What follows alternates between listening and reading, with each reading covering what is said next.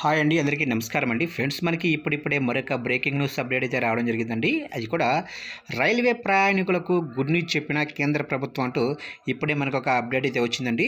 అయితే ఇందుకు సంబంధించిన పూర్తి వివరాలు అయితే మన వీడియోలో తెలుసుకుందామంటే ఆ గుడ్ న్యూస్ ఏంటనేది వీడియో మాత్రం ఎక్కడా స్కిప్ చేయకుండా చూడండి ఫ్రెండ్స్. అప్పుడే మనకి పూర్తి సమాచారం అయితే తెలుస్తుంది.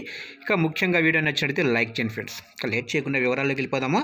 ఫ్రెండ్స్, అదొక చిన్న రిక్వెస్ట్ ఫ్రెండ్స్, ఇంతవరకు మన ఛానల్ని ఇంకా ఎవరైతే సబ్స్క్రైబ్ అయితే చేసుకోకపోతే సబ్స్క్రైబ్ అయితే చేసుకోండి. ఎందుకంటే గవర్నమెంట్ నుంచి ఇలాంటి ముఖ్యమైన అప్డేట్స్ ఎప్పటికప్పుడు మీకు తెలియజేస్తూ ఉంటాను. ఇక లేట్ చేయకుండా వివరాల్లోకి వెళ్ళిపోదాము.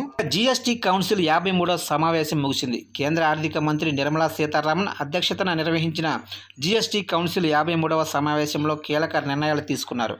ఇక రైల్వే ప్రయాణికులకు గుడ్ న్యూస్ అయితే చెప్పారు. ఇక రైల్వే సేవలను బలోపేతం చేసేందుకు పూనుకున్నారు. అందులో భాగంగానే ప్లాట్ఫారం టికెట్లతో సహా రైల్వే సేవలను, వస్తు సేవలను జీఎస్టీ నుంచి మినహాయించారు. ప్లాట్ఫారం టికెట్లతో పాటు క్లోకో రూమ్ సేవలు, వెయిటింగ్ రూములు, రిటైరింగ్ రూములు మరియు బ్యాటరీతో నడిచే కారు సేవల వంటి సేవలను కూడా పరోక్ష పన్ను విధానంలో ఎటువంటి లేవీలను ఆకర్షించవని కేంద్ర ఆర్థిక మంత్రి నిర్మలా సీతారామన్ తెలిపారు. ఇంట్రా రైల్వే సరఫరా, వస్తువుల అమ్మకం కూడా జీఎస్టీ నుంచి మినహాయించారు.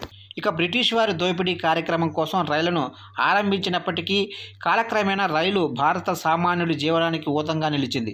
నామమాత్రపు రుసుములతో సుదూరపు ప్రయాణాలకు సైతం రైలు ద్వారా సులభమైంది. ఇక నేడు రోడ్లపై ప్రయాణం అంటేనే ప్రాణాలతో చెలగాటం ఆడినట్లే. ఇక నెత్తురోడుతున్న రోడ్లు, వాహన చోదకుల్లో తీవ్ర భయాందోళనలు రేకెత్తిస్తున్నాయి. ఈ సంక్లిష్ట స్థితిలో రైల్వే వ్యవస్థ సురక్షిత ప్రయాణానికి ఊతంగా నిలిచింది.